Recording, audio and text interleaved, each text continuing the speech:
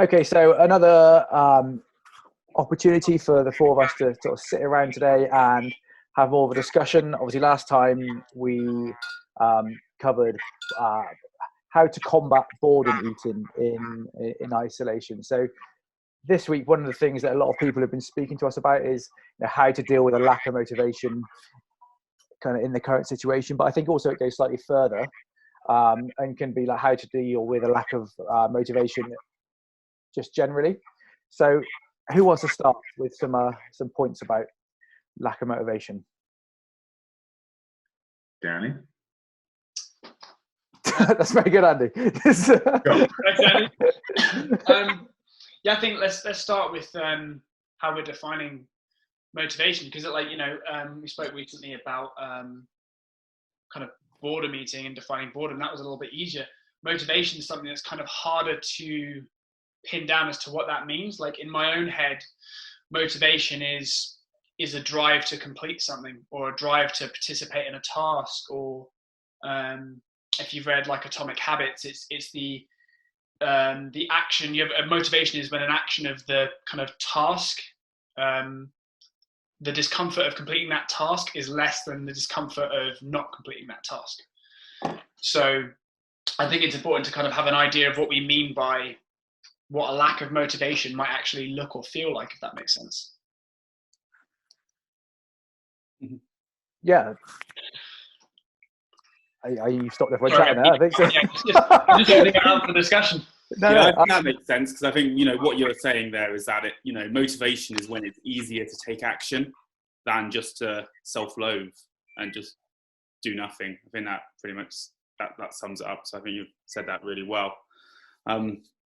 I think there's, for me, with motivation, there's things which you can do short term as well as long term. I think some of them, the short term motivators is to have routine and structure, because I know for me, I've put in a routine for myself in the morning, and 2 weeks ago I wasn't training in the morning, and now every morning I wake up, I lay on my floor, I have a cup of tea, I read my book for an hour, and then at 7 o'clock I get outside and do some exercise. And I think before, when I didn't have a time when I would actually exercise, I just wouldn't do it. And now when I know I have to exercise at 7 a.m, I just do it now naturally. So that's just something that's really helped me. I think that's probably a really big point, Milo, because I think we'll all be lying to ourselves if we say that we're all motivated all the time. And we're simply not. And motivation is finite, and it needs to be topped up. And you can top it up by accomplishing a small goal, and kind of recognizing that success. So for days when you aren't feeling motivated, having a structure, having routine, having ritual allows you to keep going, makes it easier to keep going in the face of feeling less than motivated, because we all have days where we aren't motivated. It's not something you can be 100% of the time, realistically. Yeah, I think we can maybe go a little bit deeper on that point, and that's motivation in the short term. But I think when we kind of, ask yourself why you're doing something, and you might give yourself the answer because I want to be fit or I want to lose weight. But then, dig a little bit deeper into, the pains which are driving you. So why do you want to be fit? I don't know, just because it's good to me. And then, ask yourself why again. And you might get to an answer like, because I want to be a role model to my kids. And right now I don't feel like that. And I think, when you dig into that sort of real lasting change, many of us confront this emotional pain. And that's the pain, it isn't comfortable, but it's the thing which can drive us to change. Yeah. I mean, I think we've all seen that in ourselves and our clients, as like purpose is where we always start this. Like, if we understand that deeply, if we understand what's driving all of this, that kind of brings me back to the original point of the discomfort of staying the same rather than making that positive change. That's so simple. Because if you are really able to see, well, like if I don't have this and I'm not aligning myself with that purpose that is so important to me, like that's uncomfortable to continue with that. So I think that's a great point, like digging deeper and defining, we've got a tool which we use, like the 5 whys, just keep asking why again and again and again when you're kind of defining that goal, it gets a lot of people to an uncomfortable position, but also to a position where they really actually understand why they want to do this. I think following on to that, because I imagine what it does is, we do know that generally speaking, intrinsic motivation is more powerful than external motivation. And if you ask yourself that why, and you're really honest with yourself and have an honest understanding of why you, for example, want to do fitness, then that motivation becomes intrinsic, because you've aligned it to your kind of core values, your goals, what you really want out of life. And it becomes internal, as opposed to, oh, I want to do fitness because, you know, I want to look better at the beach. I mean, that's kind of an external motivator, and it's not going to be as powerful for a lot of people. So I think both of those things you said, like, I think that's at the basic level really huge points, is like having very honest goals and connecting them to what is most important to you, and that creates intrinsic motivation, which is very powerful. Yeah. His opinion, by the way, if you can hear that in the background. So it's an interesting, so for me, thinking about it at the moment, it's quite an interesting situation, because, you know, typically quite a lot of the people that we see tend to have goals which initially are related to the gym. Mm-hmm. Obviously, the gym's been taken out of the situation now, and they talk about losing motivation. So do you think that the actual motivation side of things can still be maintained if your goals change? Well, has the goal changed for people, or is it just that the gym's been taken away? I mean, it could be for a lot of people that I know for one of my clients in particular, and if you watch this, you might know who I'm, you know, you might realize I'm speaking about him, but initially the routine of not being able to go to the gym first thing in the morning was, then when that was taken away, it became very demotivating. So it was the ritual and the structure that was taken away. But he's been doing a great job now. It took a bit of shifting in mindset, but he's now taken that ritual and that structure and just put it into his day at home now, because we're isolating. So is it that people's goals have changed now that the gym is no longer there, or is it simply they've been kicked out of a routine that helped them accomplish those tasks when they weren't feeling the most motivated, right? Yeah, I think that the environment's changed, and we're just having to adapt to it. So, you know, before, you know, how we'd get ready to go to the gym, we'd put on our gym stuff, we'd put our bag in the car and we'd drive to the gym. And now we've just got to create a new environment, which, you know, has taken a bit of time for some of us to actually, you know, do, just to be able to create those same settings to motivate us to do it. I think Andy's made a great point there on, has the goal actually changed? Like, I'd say if we think about where that goal is in a timeline, because if we're really thinking this out across a long span, like what do we want the next year, the next 3 years to look like maybe the short-term goals change slightly, but how can we make this shorter period of time align with the big picture?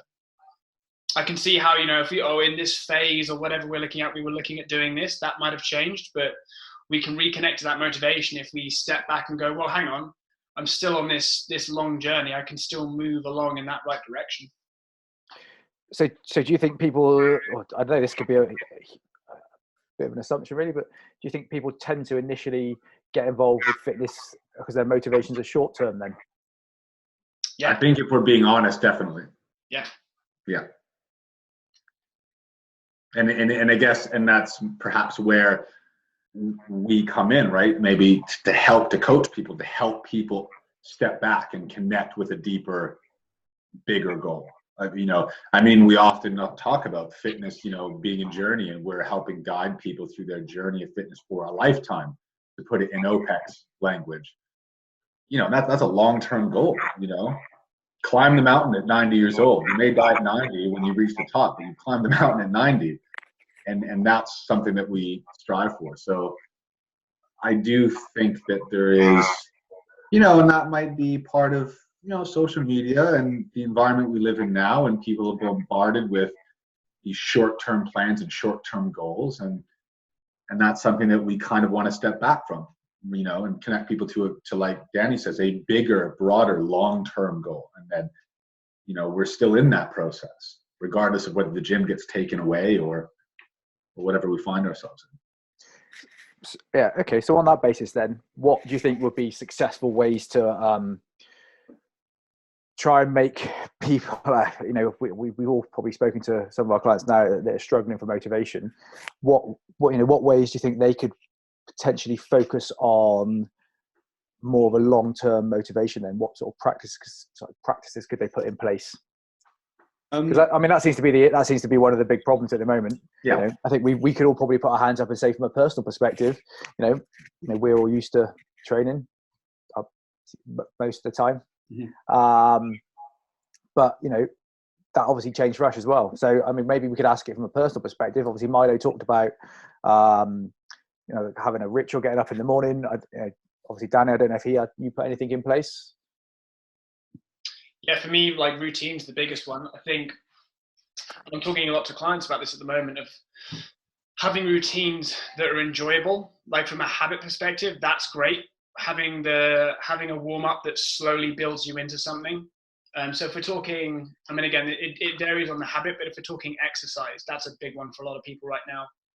Number one, having that exercise at the same time, having that consistency in schedule, that can be really helpful. But also having something so I quite like to do the warm-ups takes you from one state to another. So it takes you from whatever you're doing work-wise, or, hanging out on the sofa watching Netflix, and it's enjoyable, but it slowly pumps you up so that you do end up ready to exercise. Even if that itself is the ritual or the habit, it's so much easier to get through a workout, or get through a warm-up, sorry. And once you've done the warm-up, you're a lot more likely to complete the exercise session, if that makes sense. But if we start with the exercise session in our head and the warm-up's just bolted onto that, it might be way harder to complete that consistently than it is to just add it onto the back end of an easy warm-up. I think great point, Danny, because I think something that in my experience that I've experienced it myself, for sure, is, people with my background, people often have asked me, how do I, and I think this is similar. I think there's some parallels here between, say, motivation and resiliency or mental toughness or whatever. And people sometimes will ask, how do you develop mental toughness? So someone might ask, how do I develop motivation? And what you kind of really put really well there is starting with a warm-up to take you into your session, because people make the mistake very often that you are resilient and therefore you can get through hard things. But it's actually the reverse. You put yourself in tough situations, and then you build resiliency, and that's what builds you resiliency and mental toughness. It doesn't come the other way around. Like with motivation, very often you start a task first, take action by starting your warm-up, and then the motivation comes. It kicks in as you start the process. It's not that you get motivated first and then, okay, I'm gonna go do my session. So I think that's a great point. Having that structure and just starting that warm-up, that ritual, that can start the wheels turning, motivation. And you start doing that, and then you get motivated, and that momentum builds. So I think that's a really good point. I think that would be a great strategy for people. Take action. Start simply with a warm-up and just take action and do it. Yeah. I think there's another important thing as well, is like, Andy was talking about earlier about, we're not always motivated to, exercise or eat healthy all the time. So what happens when we don't have that motivation? I think here's where, accountability can be the missing piece. When we're accountable, we have to report our actions to somebody, and just the act of being accountable to somebody, it makes it more likely to happen. That accountability can come through a coach, it can come through a friend. So, with a friend, if you're trying to maybe perhaps eat healthier, just start snapping pictures of every meal you have to each other, because that makes it more likely that you are going to eat healthier. Or with exercise, just speak with a friend and ask, can we start training and doing the same workout at 7 a.m. every day together? And then, message each other, how was the workout? Yeah, I found this bit really hard. And I think that can give you that accountability just to keep going when maybe motivation isn't always there. Yeah, I think that's a great point. And on that a little bit further, something that we do a lot in goal setting is like when you've defined that goal, you define that outcome that you want, like tell people, tell friends, tell family, because for the exact same reason you're talking there, Milo, like it gives you more accountability. You've told people that you want to achieve this thing. And even if you set, you don't have to set a timeline on it, but you give something that's more concrete. You're telling people that you're going to do it. There's a little bit of, well, I've got to do it now. I've got to do this thing because I've just told all these people that I'm going to do it. Yeah. I think, personally from my side, I think, one of the things that Andy said there about just taking action and just getting up and doing it. Sometimes, that's the biggest thing. I think, that I can say from personal perspective, from personal kind of experience, obviously owning and working in the gym, I would quite easily say that my training probably has fallen on the back burner for a while. But, interestingly now, I'm training more without a gym than I have previously. And it's just a way of just getting up and just getting on with it. And, it's quite easy to sit around and kind of feel sorry for yourself and be like, this is going to be an absolute nightmare. But sometimes just getting up and it just makes you feel better. Mm-hmm. So, you can sit around and you can kind of, I suppose it's just sound a bit hard, but like mope about. But sometimes you can just get up and go, right, this is the situation. Let's just make the best of it. And, you don't need much space to do some exercise. If you can't, especially in the current situation or the current time where you've got lots of time to yourself, if you can't develop routines now, I think there's probably some other underlying issues. I think, we always say that, when things are back to normal and you're going to work and you're at work for 8 hours a day, driving home, driving to work, not having time to cook your food, you can understand why things might start to slip there. You can understand why your nutrition might be poor, or you can't exercise.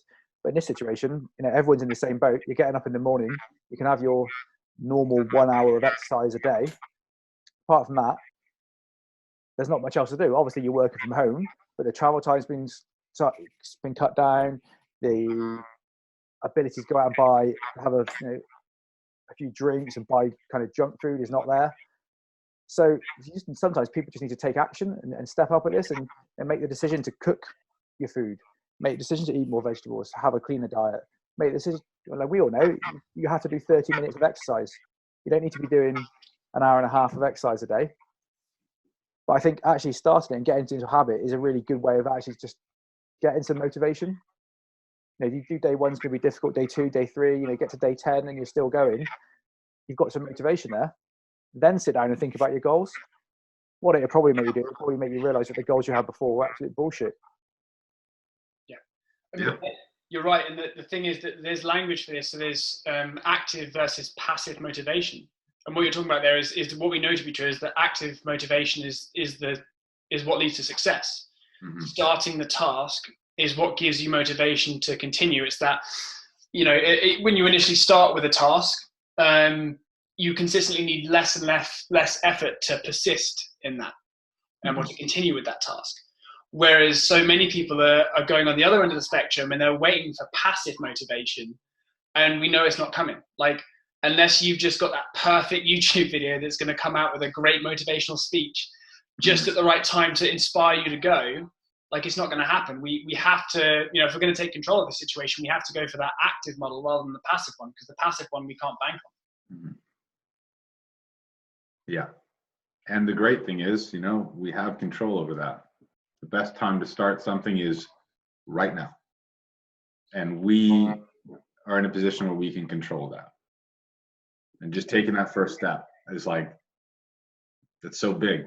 I've a relative of mine who's a longtime runner, the reason she loved to run was because it was a ritual of putting her shoes on. As soon as she opens the door, and the first step out the door, she's gone and she knows she's going to go. It's that first step. And then once you've taken that first step, you're gone.